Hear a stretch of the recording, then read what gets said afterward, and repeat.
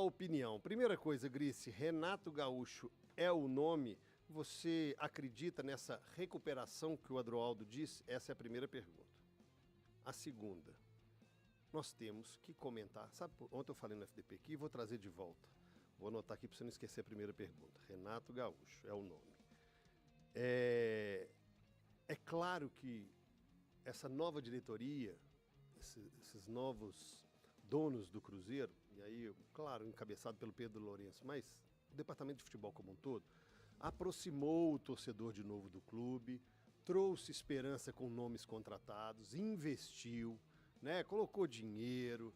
O torcedor está vivendo uma lua de mel com essa diretoria e acertadamente.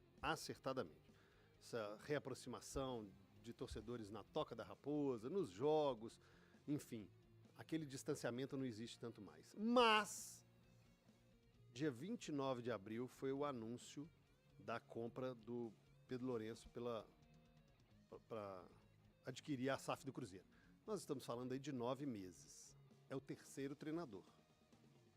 Seabra não concluiu, demitiram, chega o Diniz, que era para ter saído em final de ano, uma entrevista coletiva deu uma reviravolta, aí continua, fica pouquíssimo tempo, cai, é uma média, então aí fazendo uma matemáticazinha, de 3 em 3 meses o Cruzeiro está trocando treinador. E pior, cada um com uma característica diferente. Isso tem que ser observado também. Projeto de futebol. E assim, CJ, vamos lá. Uma pergunta acaba tendo relação com a outra, né? No sentido de que o Renato vai ser um bom treinador pro Cruzeiro se vier ganhar jogo e ganhar título. Que é o que o Diniz já tinha falado, inclusive, na última coletiva aí, e que é a verdade. O Cruzeiro não faz a mínima ideia do que ele quer, de como ele quer, na verdade. Né?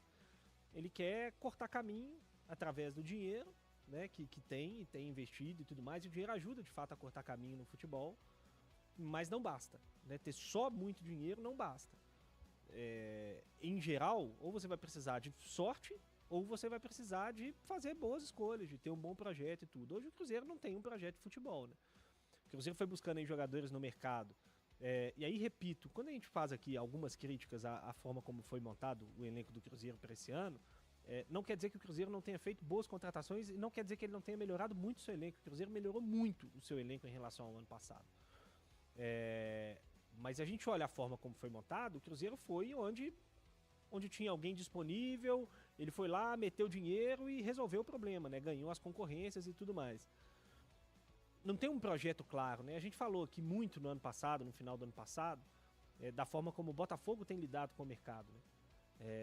E você vê assim, é uma diferença muito clara quando você vê a paciência para fazer as negociações, para tomar as decisões, como tudo no Botafogo, por exemplo. E tô citando o Botafogo aqui porque é o time do momento, pelos títulos que conquistou no ano passado. Mas a gente tem outros times no futebol brasileiro que a gente consegue perceber os processos, né?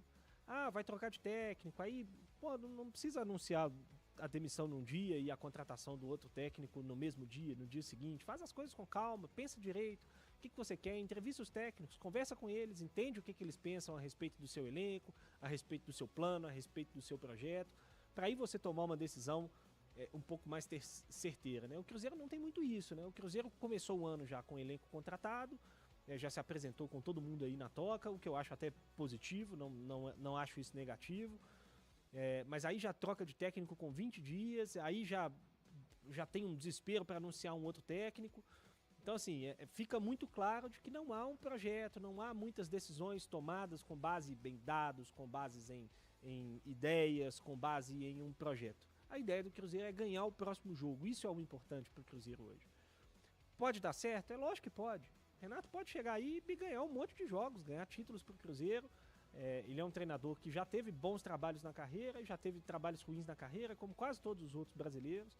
Teve um 2024 muito ruim do Renato, muito criticado, meio perdido ali nas entrevistas e tudo mais, mas já teve bons trabalhos na carreira.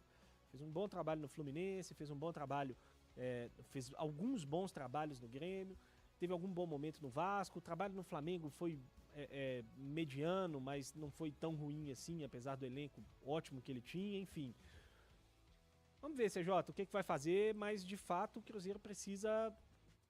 É muito legal você ter alguém dentro do clube que conhece a história do clube, que respeita a história do clube, que torce pelo clube, né? Que sente as vitórias e as derrotas, mas o Cruzeiro eu acho que precisa retomar um pouco o caminho do profissionalismo.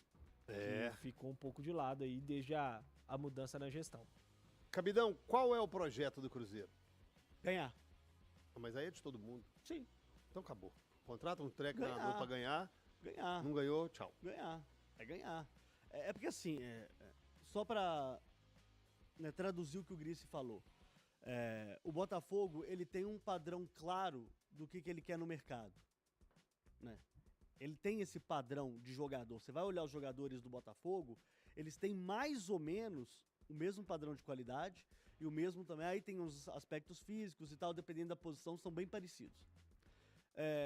O Palmeiras, o projeto de futebol é baseado no que quer o Abel Ferreira e se não tem condição de dar para ele, ele tenta resolver isso de uma outra forma. E tá durando assim, já tem 5 anos. É claro, com o dinheiro infinito da Crefisa investido e tal, mas conseguiu. É um projeto claro de futebol. Nem quando o Abel Ferreira balançou, ele balançou algumas vezes, inclusive com rusgas ali à imprensa e tal, mas ele se manteve firme. Ele e o Palmeiras se mantiveram firmes, ok? Beleza. No caso do Cruzeiro, o Cruzeiro está iniciando um processo.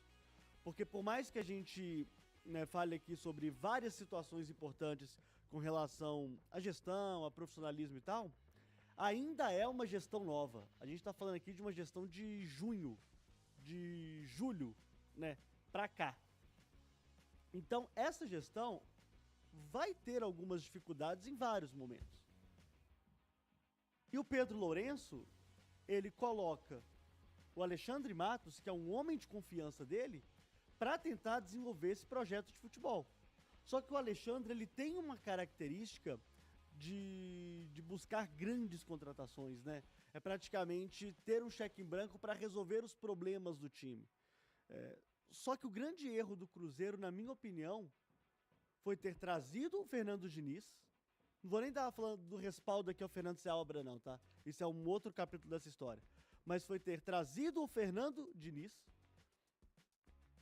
sem saber ou ter a paciência necessária para o que ele poderia entregar. Inclusive, eu até falei isso hoje no Central, à época, existia já uma boa parte da torcida do Cruzeiro rejeitando o nome de Diniz por saber do que é o pacote Diniz. E aí a demissão dele acontecendo 4 meses depois, acaba que mostra um pouco ali de, qual é o rumo que o Cruzeiro quer para ele? O que o Cruzeiro quer para ele? Ele quer um trabalho de curtíssimo prazo? Ele quer um trabalho de médio e longo prazo? Ele quer um trabalho de tem que dar certo em 1 ano? Isso a gente não sabe. Mas a única coisa que eu posso garantir para vocês é que o Cruzeiro, ele quer ganhar.